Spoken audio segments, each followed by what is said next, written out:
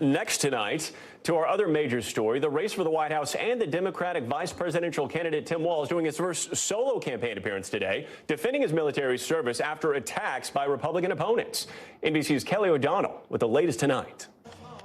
Going solo for the first time as Kamala Harris's running mate before public service union workers. Today, Minnesota Governor Tim Walz making his first public response to attacks from the Trump campaign about how Walz talked about his time in the National Guard. I'm going to say it again as clearly as I can. I am damn proud of my service to this country. At issue, this 2018 clip posted by the Harris campaign, where then Congressman Walz, who was talking about gun restrictions, said he carried weapons in war. And we can make sure that those weapons of war that I carried in war is the only place where those weapons are at. But Walz was never in combat. Trump running mate and Marine veteran J.D. Vance called that Walz description scandalous behavior. I'm not criticizing Tim Walz's service. I'm criticizing the fact that he lied about his service for political gain. The Harris campaign said last Friday Walz misspoke when he said he carried weapons in war. Walz served 24 years in the National Guard. Today, Walz did not address any specifics, but criticized the criticism. And I firmly believe you should never denigrate another person's service record. To anyone brave enough to put on that uniform for our great country, including my opponent, I just have a few simple words. Thank you for your service and sacrifice.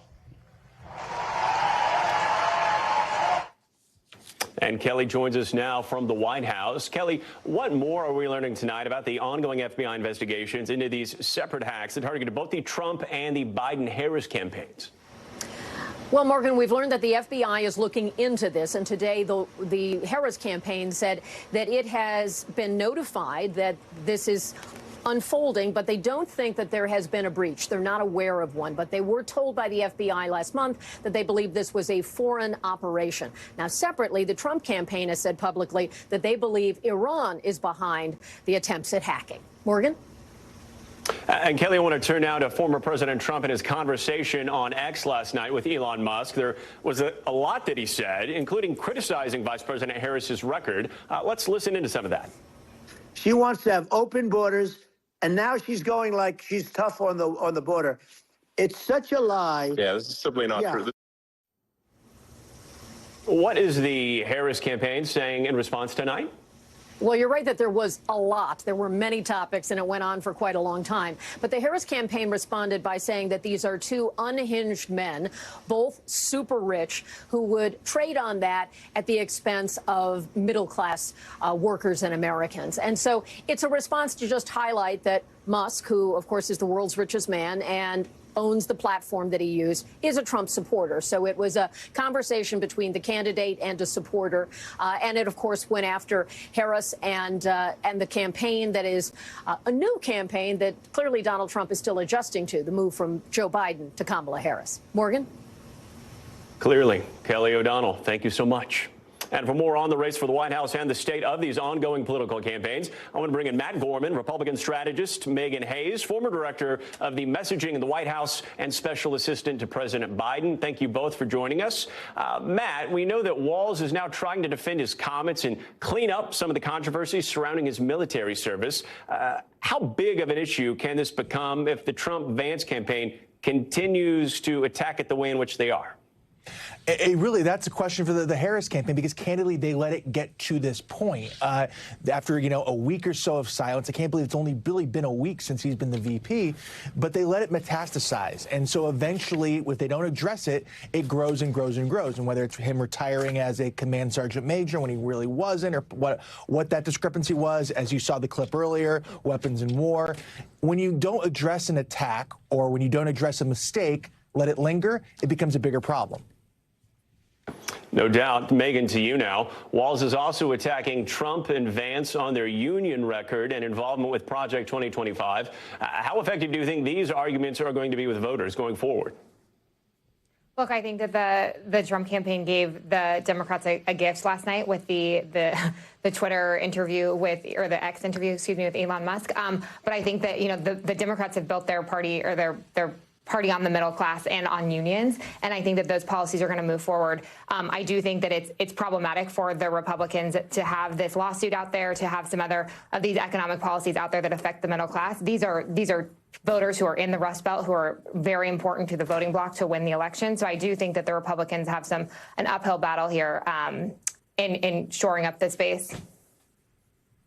Understood. Megan, the DNC announced that they will also be streaming the convention on vertical platforms, TikTok, Instagram, YouTube. You worked for President Biden. How much of a contrast is this to what you experienced?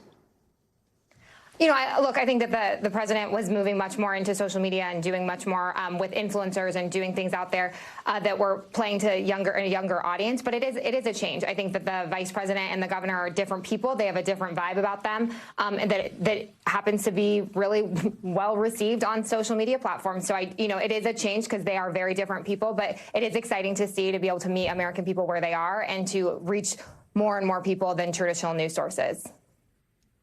I want to go back to you now, Matt. Former President Trump touting to supporters that his interview with Elon Musk, quote, broke the internet. Even though there were obvious technical issues, his campaign's claiming that they did raise more than $1 million. Do you think, despite the glitches here, that this was effective? Yeah, stepping back, look, what you've seen by the Trump campaign now is more of an earned media blitz. So you have this, you had the news conference last week, J.D. Vance going on 3 Sunday shows over the weekend. It's trying to contrast this accessibility, this ability to answer questions with the Harris campaign, which hasn't done so. So I think what you're going to probably see in the coming days is even more of that. Look, J.D. Vance has been unleashed. I think he was the best communicator during the VP search process. They're going to see more of him on the trail. And again, to contrast with Kamala Harris and Tim Walz, who haven't been out there. Understood. Megan, we know that former President Trump spent a large part of that interview attacking President Biden. Is there any specific reason that he's targeting him and not his actual opponent here?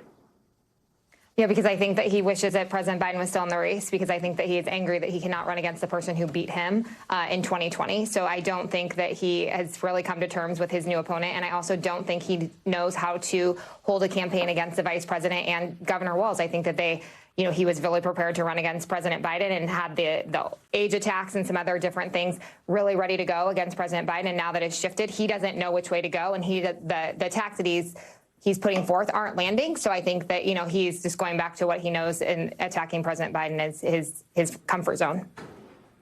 Yeah, tried and true, understood there. Matt, allies of President Trump, like former Speaker Kevin McCarthy, Vivek Ramaswamy, Kellyanne Conway, they've all called for former President Trump to stop attacking Harris personally and go after her policy. Do you actually see that happening? I mean, as you saw in your opening, he has started to. It's a question of a couple things. Can he stick with it? And how effective is it, right? And in terms of really going at the message. Because there's plenty of stuff there. Flip-flops aplenty. Just on today, Medicare for all. Yesterday was taxes on tips.